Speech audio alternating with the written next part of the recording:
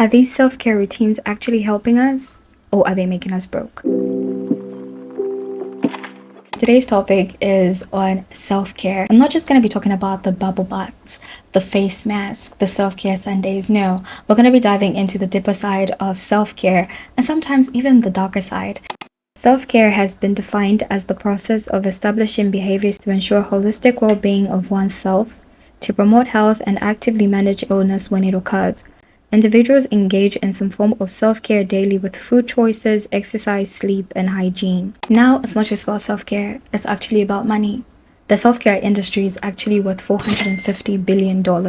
Yeah, I said it, $450 billion. The idea of self-care is actually nothing new. It started out as a way for us to take care of our mental, emotional, and physical health. Here's where it gets interesting. Self-care on TikTok often comes with a price tag. The self-care products, the supplements, the cozy loungewear, many of these are pushed by influencers and brands as essential to your well-being. But are they really? Are these self-care routines actually helping us, or are they making us broke?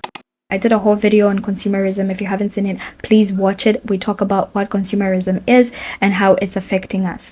Some brands have figured out that by framing their products as essential for self-care, they tap into our desires to live and feel better. Self-care now becomes less about wellness, but about buying the next big thing. I would liken this to a cycle because at this point, this is what it actually is. We buy stuff and then we get this high, we feel better for some time.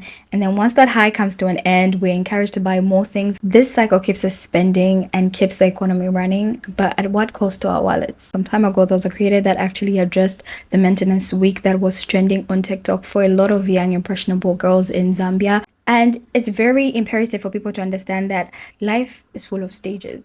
At some point in your life, you're going to see people achieving things and you're not going to be able to take part in that. And that's actually okay. I know it's easier said than done, but to go broke in order to look a certain way is not very feasible. It doesn't make sense. It keeps you in debt. I said it in the previous video and I'm going to say it again. People actually do not care. You're going to spend all your money to look a certain way, post your pictures, we're going to like your pictures, and we're going to keep it going. Because that is what reality actually is. Reality is nobody cares as much as you think they do. We care on social media, yeah, but in reality, we actually don't care as much as you think we do. So to go broke just to look a certain way really doesn't make a lot of sense to me.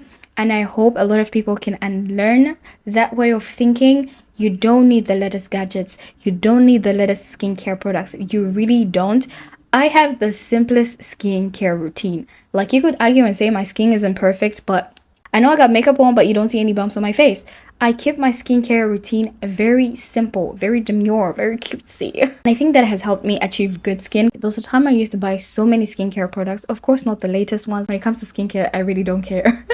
But I would buy so many things. I would buy a toner, I would buy a cleanser, I would buy moisturizer. Sunscreen is important. Get yourself some sunscreen. But I see people having all these 52 steps of skincare and it doesn't make sense.